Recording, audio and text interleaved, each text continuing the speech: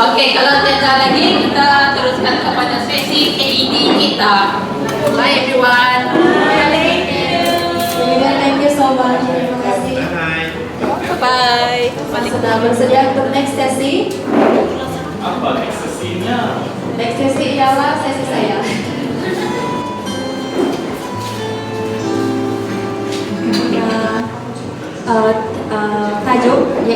Tajuk tema ialah masyarakat, yaitu memperkasakan belia, dan tajuk besar ialah pertobatan dalam hubungan antara generasi. So di sini bermaksud pertobatan yaitu untuk saling, antaranya ialah saling menerima antara generasi, dan konflik yang kita perlu cari kedamaian antara generasi, yaitu generasi yang lebih muda dan yang lebih dewasa. Kita teruskan. Oke, sedikit ulasan. Kaum muda ialah bukan saja masa depan gereja, mereka juga merupakan sebahagian daripada gereja pada hari ini. Golongan belia merangkumi mereka yang berada pada berbagai tahap kehidupan, daripada remaja hingga dewasa muda, dan setiap tahap membawa pengalaman, tanggung jawab, serta cabaran yang berbeza. Oleh itu, pemerkasaan belia tidak boleh didekati secara umum atau secara seragam. Pemerkasaan dalam gereja tidak berarti memberikan kuasa tanpa tanggung jawab, dan juga bukan berarti membiarkan kaum muda mengurus sendiri tanpa bimbingan. Sebaliknya, ia berarti mengiktiraf martabat mereka, mendengar suara mereka, dan melibatkan mereka secara bermakna dalam penegasan serta membuat keputusan.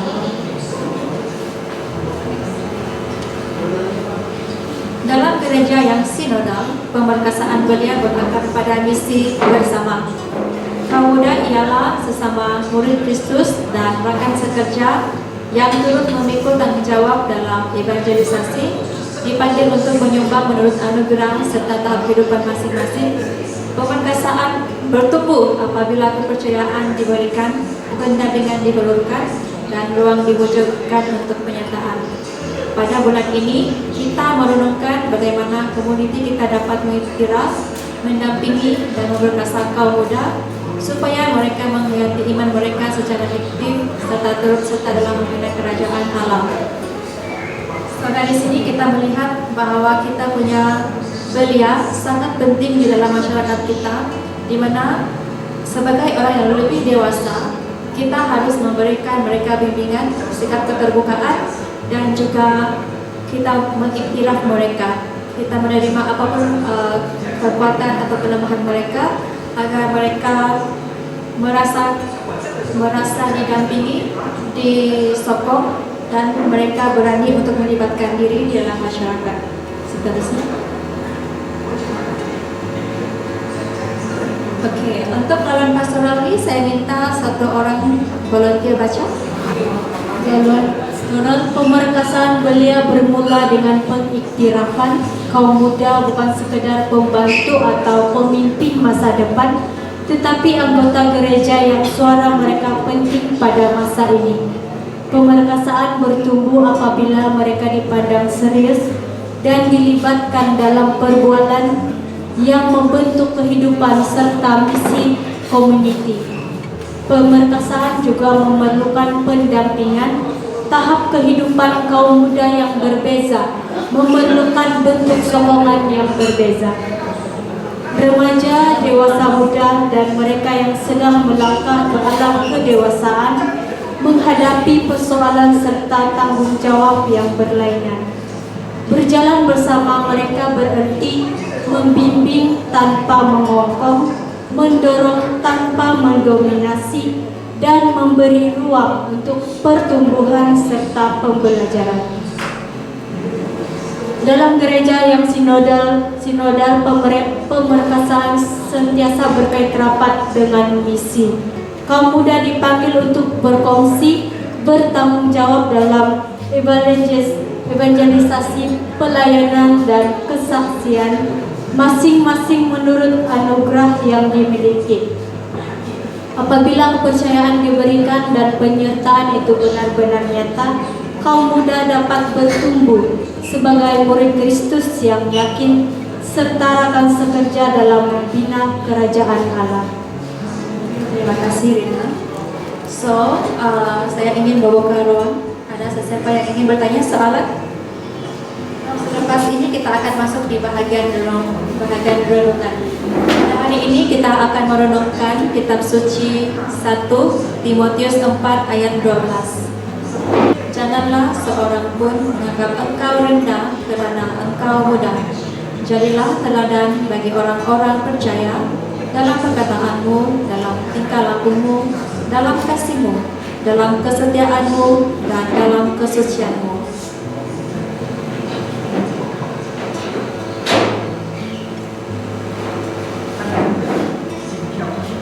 Mari kita berdiam sejenak dalam keheningan. Kita merenungkan teks ini dalam terang hubungan kita dengan ciptaan dan cara hidup kita.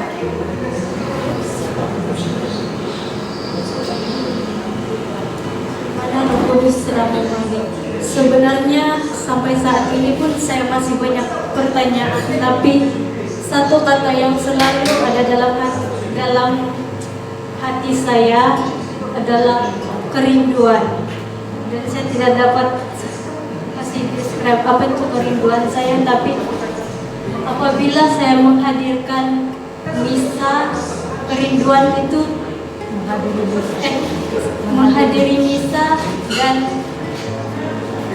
sakramen Ekaristi itu selalu memenuhi kerinduan saya sebagai seorang belia. So poin yang saya dapat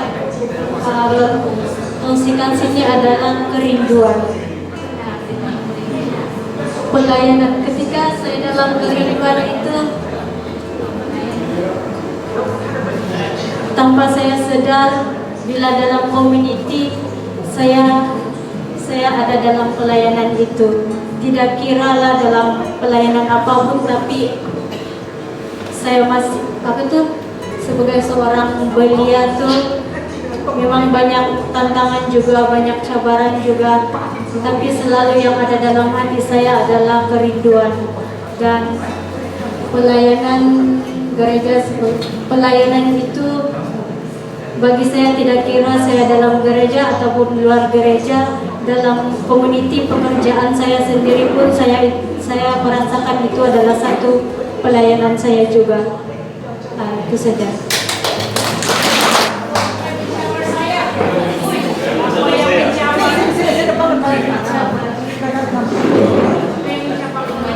Untuk soalan kedua, apakah yang mencabar saya dalam pelayanan sebagai belia?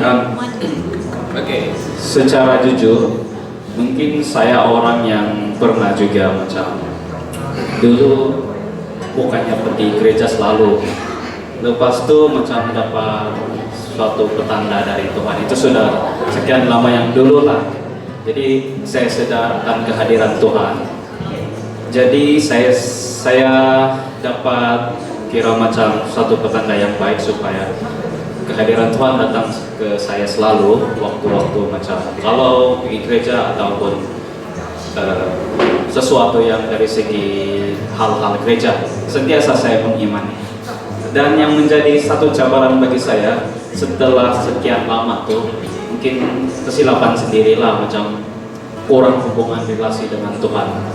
Jadi itu sebenarnya kita sebenarnya semua orang tahu kalau kita macam ialah tidak pergi gereja ataupun kurang relasi ataupun berdoa untuk Tuhan, kita akan sebenarnya ada risiko untuk kehilangan, macam tidak mau pergi datang gereja lagi sok. Ya sepatutnya itu sebenarnya masalah kita. Bila kita macam dapat tahu yang tidak dapat pergi datang gereja, kadang situlah permulaan yang relasi itu sudah kurang. Jadi selalu menjadi cabaran berkenaan dengan diri saya, hilang rasa hubungan dengan Tuhan. Mungkin ini yang saya dapat sampaikan berkenaan dengan relasi. kira macam senang cakap kalau mau reset balik saya punya perasaan dengan Tuhan tuh secara jujur. Saya kena datang orientasi master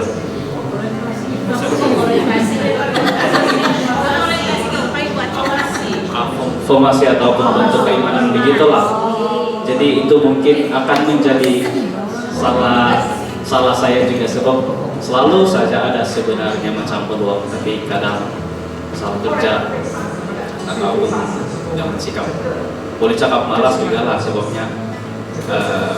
Kalau ikutkan boleh saja, macam sebagai contoh hari ini saya sebenarnya boleh saja jawab dengan Buana untuk datang untuk perkongsian macam hari ini, tapi mungkin lebih layak macam mau rehat begitu ataupun yang mungkin tidak ada masalah. Sebenarnya ada, cumanya bila kita tidak ada relasi langsung, macam sudah jarang, sudah sedikit perasaan dengan Tuhan itulah sebenarnya risiko yang tidak baik lagi gitu.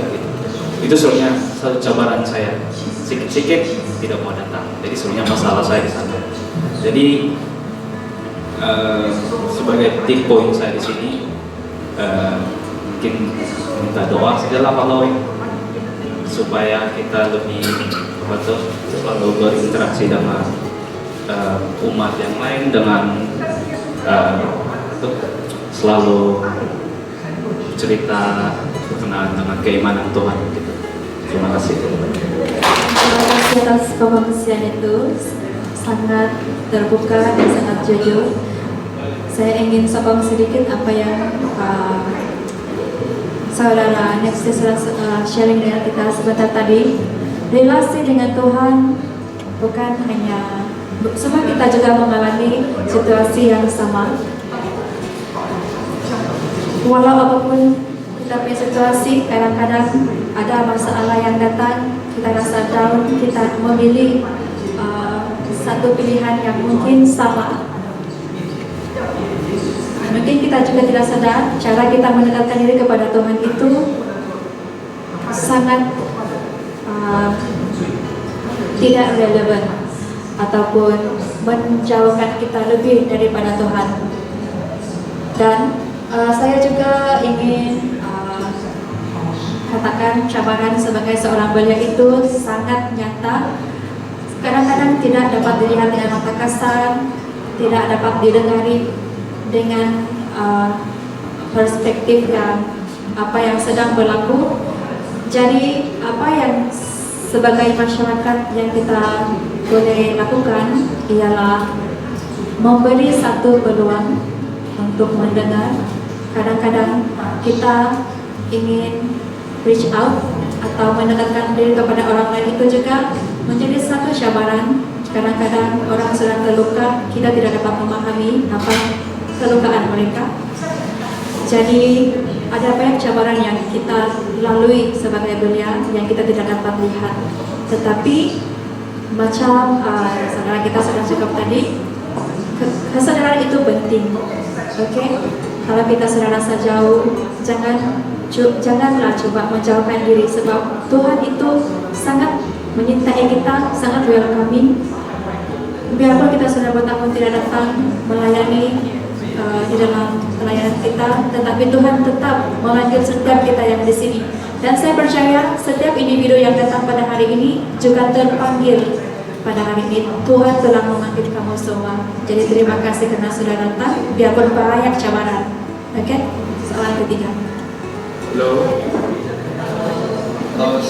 Soalan ketiga ini, apakah yang mendorong saya untuk terus bertahan sebagai seorang belia?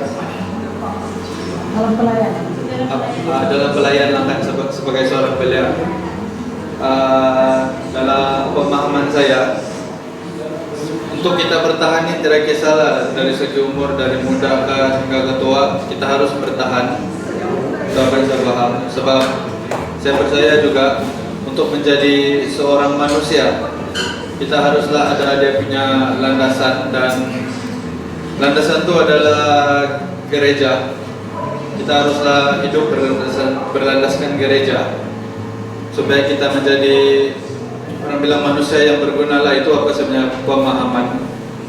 So untuk saya mau menjadi seorang manusia yang berguna, saya harus bertahanlah dalam pelayanan ini. Sebab bila kita mula aktifkan diri dalam gereja, ikut jalan yang betul, dengar baca Alkitab semua, saya percaya juga iblis tu makin kuat. Dia mau tarik kita balik ke jalan yang tidak jauh dari gereja. Itu saya percayalah. So apapun kita mesti bertahan untuk melayani dalam gereja.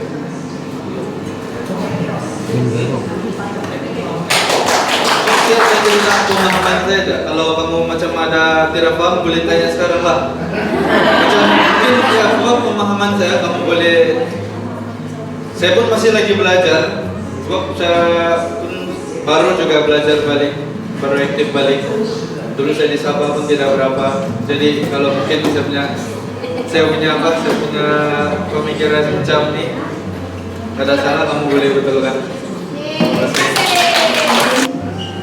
Dan juga sebagai penerimaan, walaupun apapun background kita, sama ada kita muda, kita tua, dan apapun hubungan kita, biarlah hubungan itu berlandaskan Tuhan Yesus. Biarlah Tuhan Yesus di tengah-tengah setiap hubungan kita, setiap pelayanan kita, dan apapun perjalanan kehidupan yang kita lalui. Seterusnya kita teruskan kepada belia untuk boleh memperkuatkan kita melalui pengungsian ini. Jadi saya minta sister untuk berkongsi. Dipersilakan ya sister. Ya, terima kasih Wana.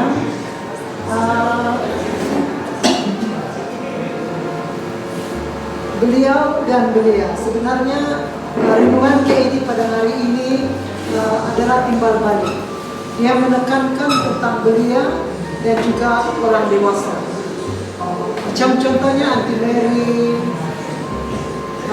Kay, Santos, Elsie,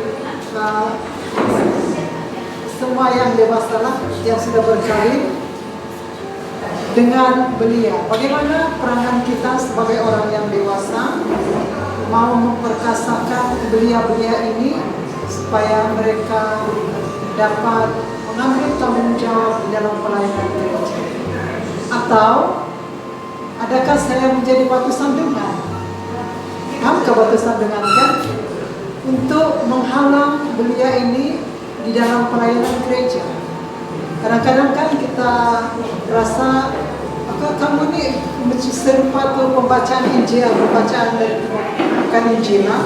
Dia bilangnya jangan menganggap karena kamu muda,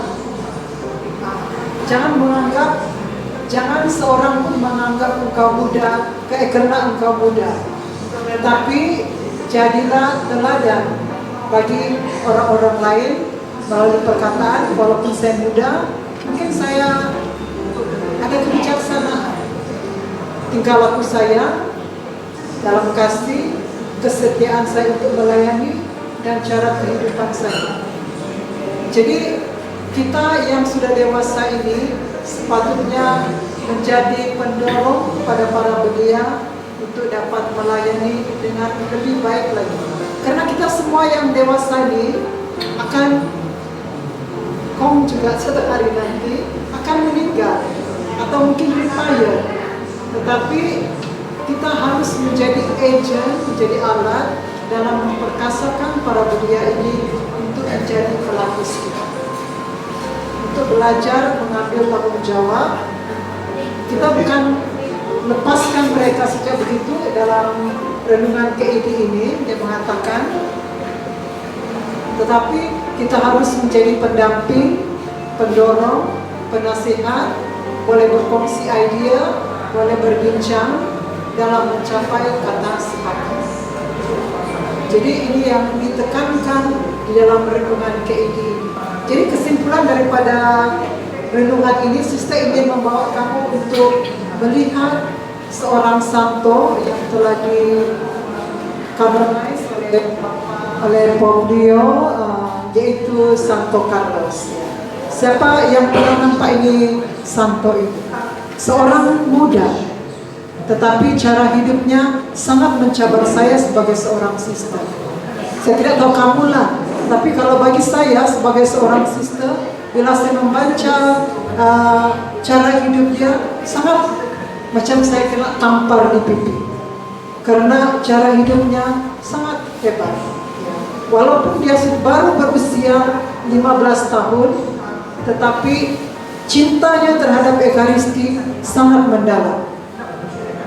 Dan apalagi yang mencabar saya masa saya membaca cara hidup dia ini kan, setiap kali dia pergi misa kudus, dia pastikan dia akan berada di gereja 1 jam lebih awal untuk dia beradorasi, dia berdoa rosary sebagai persiapan rohani dia. Mungkin kita belum ada melakukan demikian mungkin kan, atau mungkin belum kita praktikkan, amalkan.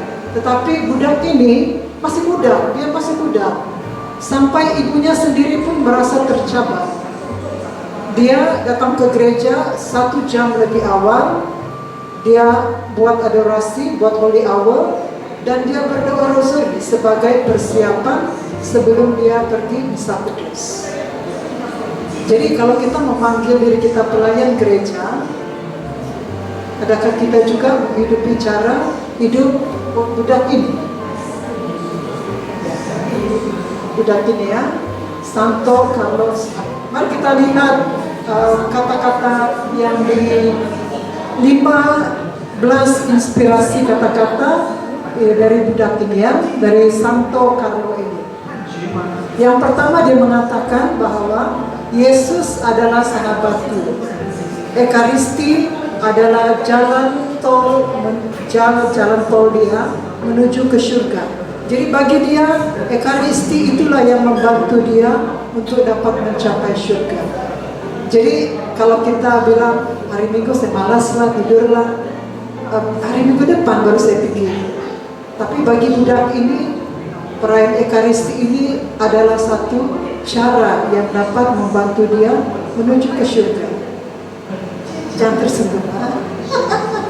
Oke, yang seterusnya dia katakan lagi, semakin saya sering menerima Ekaristi, maka kita akan semakin dekat dengan Yesus, sehingga di bumi ini kita akan merasa seperti di surga. Seorang budak yang 15 tahun mengatakan perkataan ini ya. Lagi dia katakan lagi kepada Tuhan, saya selalu bisa curahkan dia punya perasaan lah ya. Saya juga biasa mengeluh, bertanya dalam keheningannya, dan mengatakan kepadanya apa yang tidak saya mengerti. Kita boleh jadikan juga panduan. Kalau dia boleh mengeluh, bertanya, mungkin ini juga boleh menjadi amalan kita. Next. Dia bilang lagi, tanpa Tuhan ada kekacauan, pertengkaran, perang. Bersama Tuhan semuanya diatur, semuanya beres. Lagi mereka yang selalu melabuhkan seluruh hatinya pada Ekaristi setiap hari ya, akan mudah menempuh perjalanan menuju surga. Lagi ketika menerima komuni itu berarti Yesus ingin menempatkan hati kita, menempati hati kita, tinggal dalam hati kita. Maka buatlah hatimu layaknya rumah bagi Yesus. Jadi bagi mereka yang baru menerima pembaptisan, kata-kata ini sangat sesuai untuk kamu renungkan. Seterusnya, selalu ingin dekat dengan Yesus, itulah motivasi hidup sejati. Tujuan hidup kita harus pada akhirat, bukan pada yang fana, karena di dunia ini tak ada yang abadi selain surga telah menunggu kita selamanya. Melalui tubuh Kristus kita menjadi kudus. Kristus selalu berbisik dalam diri kita masing-masing dan kita harus mendengar Dia dan mengikuti Dia dalam segala hal. Yang terakhir, seorang yang terlahir dengan hati yang murni, tetapi banyak yang mati dengan hati yang penuh dengan tipu muslihat.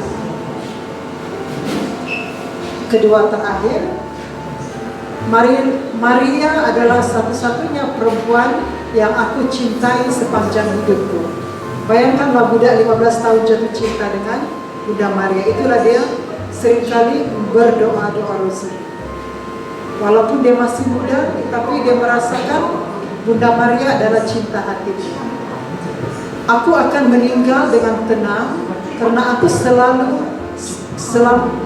selama hidupku, aku tidak pernah mensia-siakan satu menit pun untuk melakukan hal-hal yang tidak menyenangkan hati Tuhan. Jadi walaupun kita mungkin tidak seperti dia, tapi kita boleh berusaha meniru atau merenungkan praktik-praktik yang telah dilakukan oleh Santo Carlos ini ya.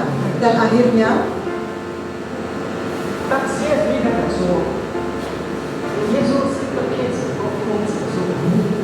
Oke, jadi ini 5 poin yang perlu kita renungkan sebagai penutup renungan KID kita pada malam hari ini. Belia adalah gereja hari ini. Saya dan Anda dipanggil untuk melihat dan menghargai peranan kaum belia sekarang dan bukan hanya di masa depan. Kita sebagai pemimpin, kita dipanggil untuk melihat bahwa belia yang ada dalam gereja kita ini, KUBM yang ada belia, kita harus melihat mereka bukan sejak sebagai pelapis, tetapi kita harus belajar menghargai mereka bukan sejak untuk sekarang, tapi untuk pelapis pada masa yang seterusnya. Yang kedua, setiap belia itu unik. Untuk Anda dan saya perlu lebih peka dan tidak menyamaratakan pengalaman serta keperluan belia. Ketiga, pemerkasaan, kepercayaan, dan bimbingan. Jadi kita semua diajak untuk memberi ruang, tetapi tetap hadir untuk membimbing dengan kasih dan bertanggung jawab. Terutama sekali belia-belia yang ada di sini lah, kita harus belajar untuk memberi ruang, tetapi kita juga tetap berjalan membimbing, mendorong mereka. Jadi kita juga belajar untuk mendengarkan mungkin masalah belia, luahan belia, cabaran belia kan, agar mereka sungguh-sungguh mau melayani. Karena dia bilang di sini perlu sungguh-sungguh mendengar suara mereka dan pandangan kaum belia yang ada di gereja ini, di KUBM ini. Jadi apa yang perlu saya lakukan? Nanti Mary, Dedi, nah, bagaimana layanan kita terhadap belia? Adakah kita mendengar mereka? Community membentuk iman. Saya ada dipanggil untuk membantu mencipta ruang yang menyokong pertumbuhan iman dan penglibatan belia di gereja ini. Jadi marilah kita sama-sama merenungkan agar kita dapat berjalan bersama dengan beliau dan belia. Agar kita sentiasa dapat berjalan beriringan. Bukan di depan satu, di belakang satu, tetapi bergandengan tangan dalam membina kerajaan Allah di muka bumi. Sekian dan terima kasih. Contoh kepada kita sebagai belia. Seterusnya kita menutup renungan ini dengan doa penutup. Mari kita berdoa secara bersama-sama. Doa melalui perantaraan Santo Carlo Acutis. Bersama-sama. Ya Tuhan, terima kasih telah memberikan Santo Carlo Acutis kepada kami, teladan hidup bagi kaum muda dan pesan kasih bagi semua orang. Engkau membuatnya mencintai Ekaristi kudus dan menjadikan Ekaristi sebagai pusat hidupnya, serta menempatkan Bunda Maria sebagai teladan kasihnya. melalui perantaraan Santo Carlo, kami mohon agar kami dapat tumbuh dalam iman, kemurnian dan kerendahan hati. Ajarilah kami menggunakan bakat kami untuk kemuliaan-Mu dan kebaikan sesama, serta menjadikan hidup kami sebagai jalan menuju surga. Mari kita berdiam sejenak dan berdoa permohonan sendiri secara pribadi.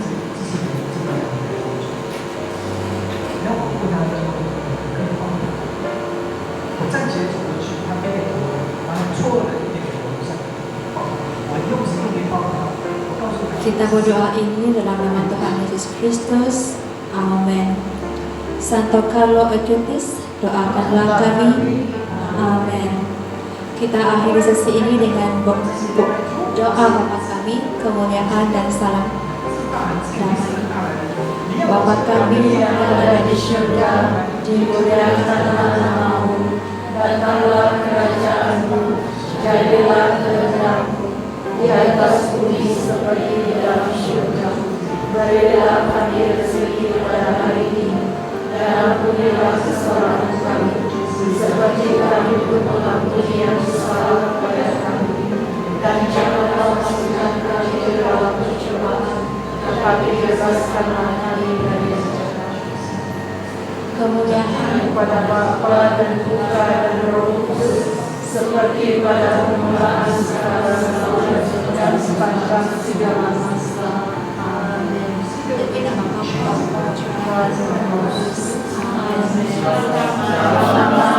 Salam damai. Sebelum itu kita akan teruskan sedikit sesi kita dengan sambutan Isra kita singkat saja. So sesi ini saya serahkan kepada Rina untuk memimpin kita. Oke, firman Tuhan sudah kami belum-belum, so kamu boleh terus ambil satu saja dan boleh bawa balik dan buat renungan lah. Dan kita juga ada sediakan kertas di sini untuk doa kesyukuran kita sempena hari Paskah. So kamu boleh tulis kamu punya doa kesyukuran apa-apa pun kamu tulislah di sini dan simpan di sini dan akan dibawa dalam doa. Oke, sekian, terima kasih.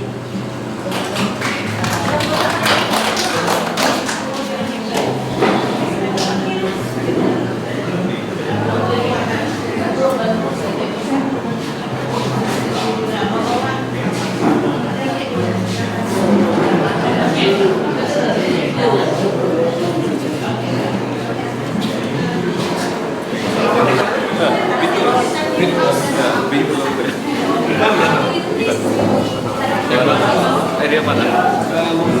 Dalam kamu sebab Belanda udah banyak. Area macam